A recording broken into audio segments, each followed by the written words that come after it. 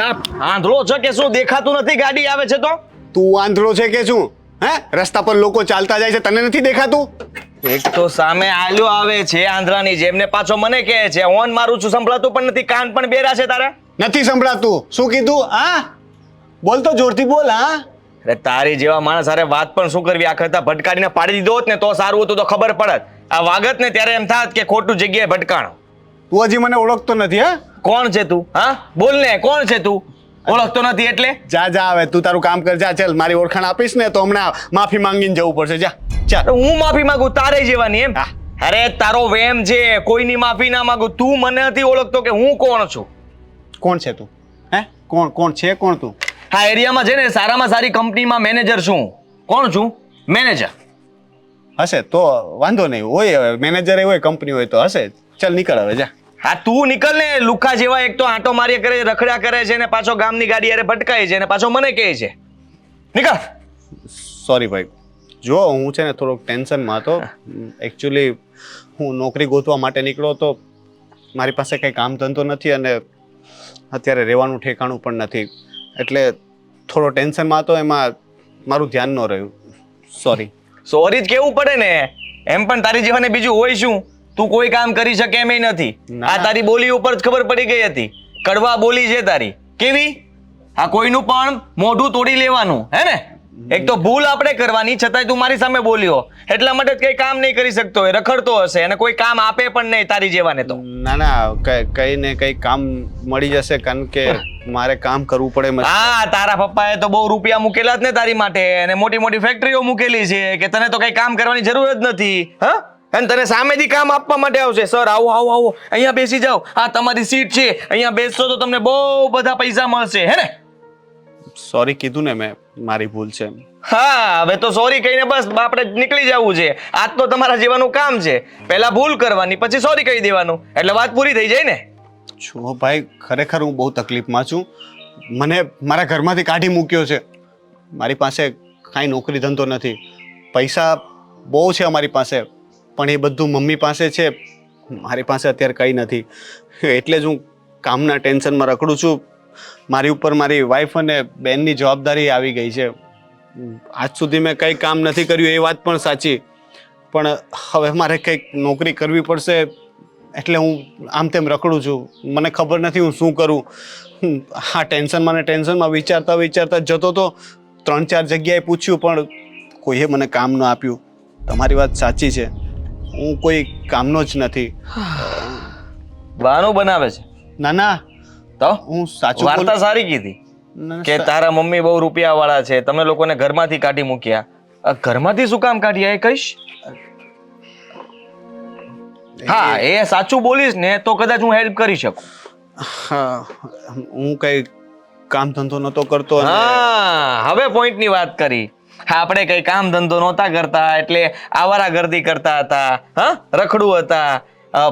બાપાના પૈસાથી, મમ્મીના પૈસાથી મોજ કરતા હતા. અને મમ્મી અને પપ્પા છે કે નથી? તો મમ્મી થાકી ગયા કે આ દીકરો કોઈ દિવસ જવાબદારીની સંભાળશે જ નહીં, એટલા માટે જ ઘરની બહાર કાઢી મૂક્યા ધક્કા મારીને કે નીકળ. ભાઈ, મારા મમ્મીએ મને બહુ લેક્ચર આપ્યું છે. મારે અત્યારે લેક્ચરની નહીં, કામની જરૂર છે. તમારી પાસે કોઈ કામ હોય તો કહો. તમે તો મોટા મેનેજર છો, મને કોઈ નાની નોકરી અપાવી દો હોય તો. બાકી સાંભળવાનું તો મમ્મીએ બહુ સંભળાવી લીધું છે. કામ તો અપાવું. હા, કામ તો અપાવી શકું એમ છું. સાચું? હા, પણ પહેલા હાથ જોડ અને કે મારી ભૂલ થઈ ગઈ.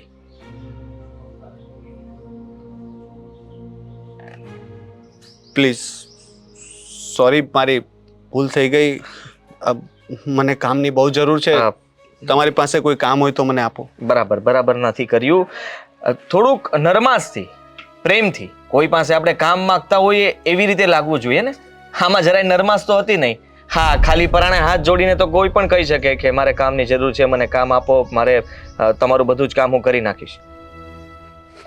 જુઓ, મને કામની બહુ જરૂર છે. મારી પાસે અત્યારે બિલકુલ પૈસા નથી. તમારી પાસે મારે લાયક કંઈ પણ કામ હોય તો પ્લીઝ મને આપો. હા, ગમ્યું. આ બીજી વાર વાળું સારું હતું, ગમ્યું. હા, મારી ઓફિસે આવી જજે, નંબર લખી લે. હા હા,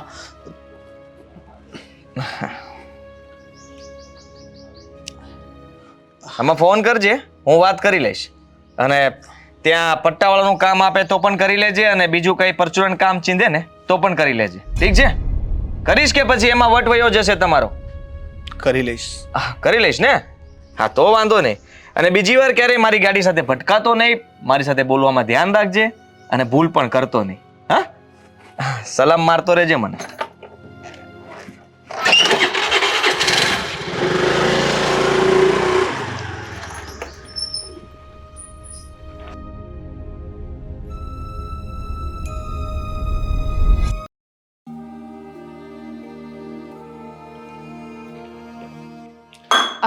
ભાભી રસોઈ બનાવી કે નહીં? ઓહ, શું રસોઈ બનાવી? ઘરમાં કઈ છે તો રસોઈ બનાવું. મને પણ ભૂખ લાગી છે. હા, રોનક પણ ઘરે આવતા નથી. કઈ લઈ આવે તો ખાવા ભેળા થઈએ. ક્યાં ગયો છે ભાઈ? નોકરી ગોતવા માટે. નોકરી મળી જાય ને તો સારું, નહીં તો આમનામ ભૂખ્યે મરશું. હા, ઘર મળવાથી કઈ રાજા નહીં થઈ જવાય. મને પણ ખબર છે. અને ભાઈ છે ને ફાલતુમાં નોકરી ગોતવા ગયો છે. વિચાર કરો ને, નોકરી મળશે તો પણ કેટલી? 7,000 8,000, વધીને 12,000. હા, નોકરીમાં શું કરશો? 3 જણા છીએ આપણે. નવી શરૂઆત કરવાની છે. એકડે એક ઘૂંટવાનો છે. આ ઘરનો સામાન, ઘરનું ભાડું, આ બધું કઈ રીતે થશે? કેવી માં છે! મને તો એ જ વિચાર આવે છે, પોતાના જ બાળકોને ઘરમાંથી કોણ કાઢી મૂકે? આટલી પ્રોપર્ટી છે, શું કામની આવી પ્રોપર્ટી? જ્યારે બાળકો ભૂખ્યા સૂઈ જશે. હું તો સરસ મજાની મારા પપ્પાના ઘરે લાઈફ જીવતી હતી, અને અહીંયા આવી મને એમ હતું કે કરોડોની પ્રોપર્ટી છે ને તો હું એશમોજ કરીશ. શું તંબુરો એશમોજ કરે? અત્યાર સુધી એશ મોજ કરીને હવે કામ કરવાનો વારો આવ્યો છે તો કામ કરો. રોદના તો એ રીતે રોઈ રહ્યા છો ને કે જાણે અમારા લીધે બધું થયું હોય. અરે તમારે તો અમને સાથ આપવો જોઈએ.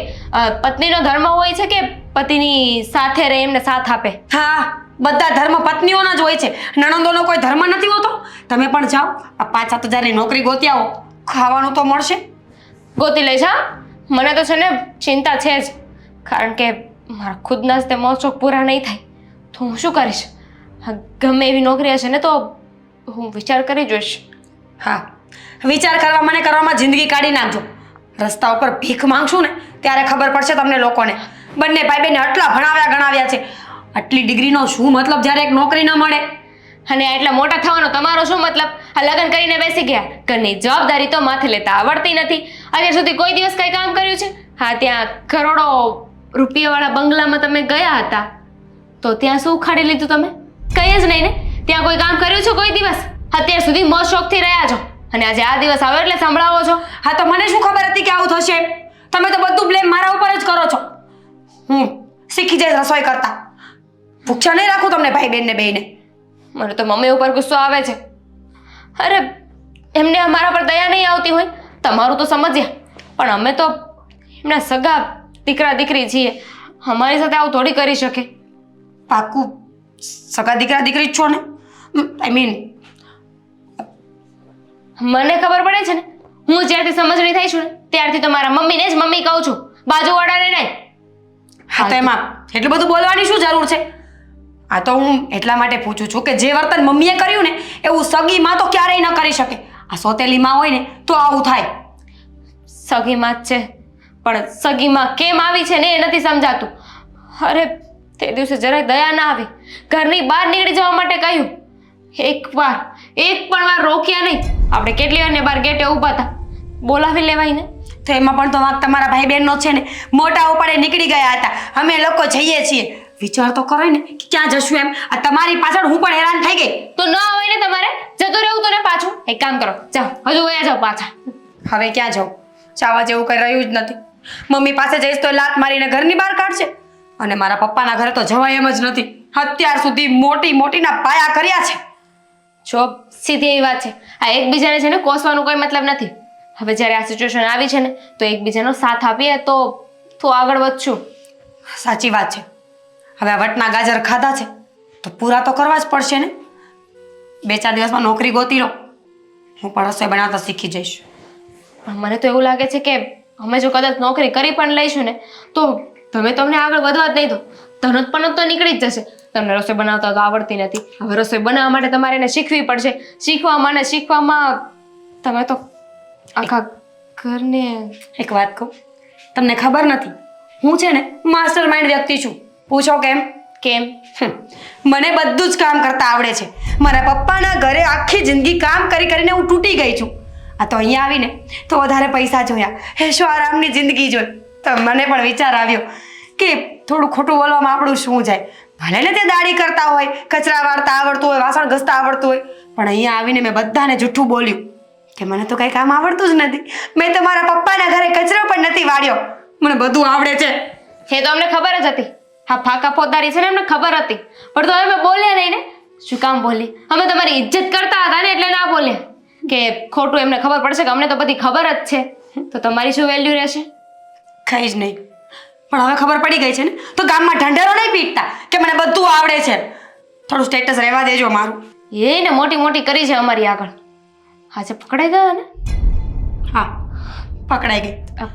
પણ આમ જોવા જઈએ ને તો સેન્સલેસ પણ તમે જ છો. બુદ્ધિ વગરના છો એક નંબરના. કઈ રીતે? અરે માણસનું મોઢું જોઈએ ને ત્યાં ખબર પડી જાય કે એને કેટલું કામ આવડે છે ને કેટલું નહીં. આ તમારાથી છુપાઈ છુપાઈને ઘણીવાર કામ કરતી જ હતી. તમે ક્યારે નોટિસ નહોતું કર્યું એટલે હું પણ બચી જતી હતી ને. બધી ખબર હતી પણ કીધું નહીં. બચ્ચી ખબર હતી.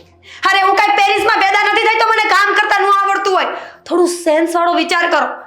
ઇન્ડિયાની સંસ્કૃતિ છે કે ગમે તેટલા કરોડપતિની છોકરી હોય ને તો પણ એને કચરા વાળતા ને ચા બનાવતા તો આવડતું જ હોય.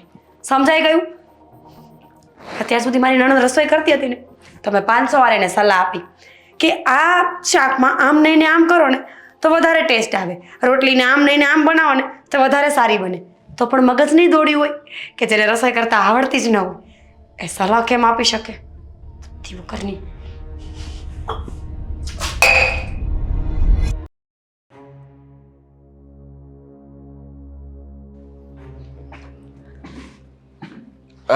મેડમ કેમ છો? હું મજામાં છું, પણ મેં શું વાત સાંભળી? શું? એ જ ને કે તે મારા દીકરાને નોકરી આપી. દીકરો તમારો? જુઓ મેડમ, હું કઈ સમજ્યો નહીં તમે શું કહેવા માંગો છો. હું તમારા દીકરાને ક્યાંથી નોકરી આપી શકવાનો?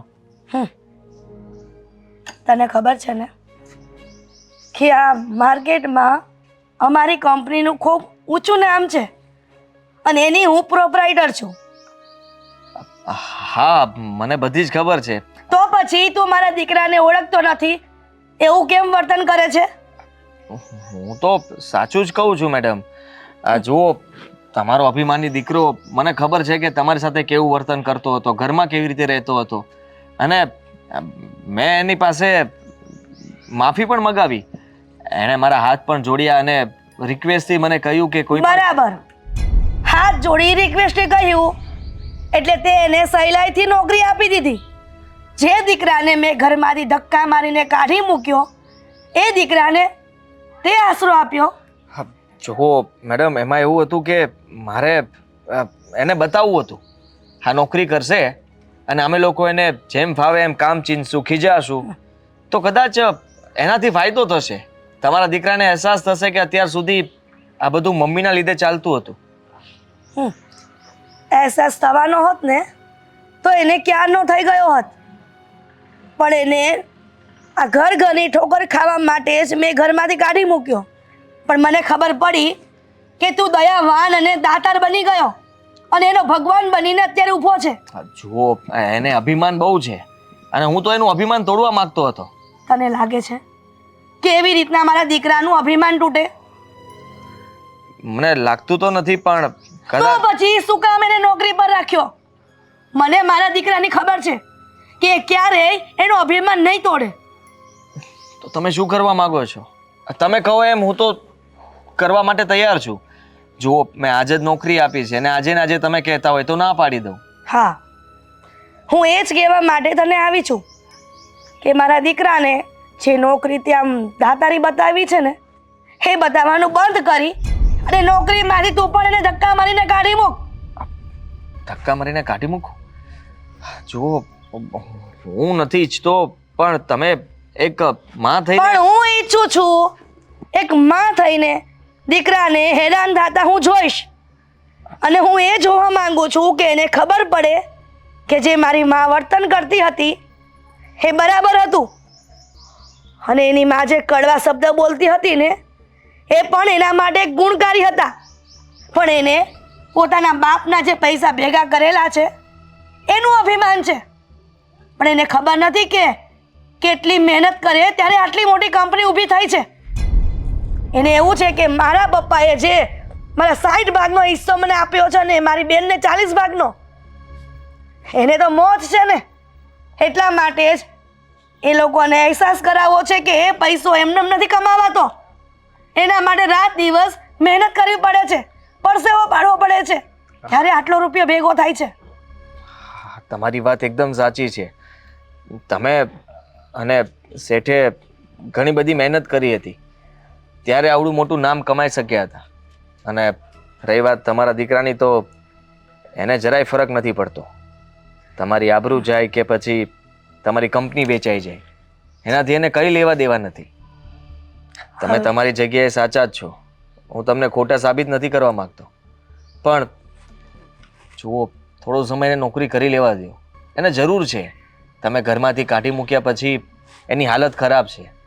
હું એ જ જોવા માંગુ છું ને કે મારો દીકરો, એની ઘરવાળી અને મારી દીકરી ત્રણની હાલત ખરાબ થાય, એ જીવનમાં થોડા દુઃખી થાય અને એ લોકોને પૈસાની વેલ્યુ સમજાય.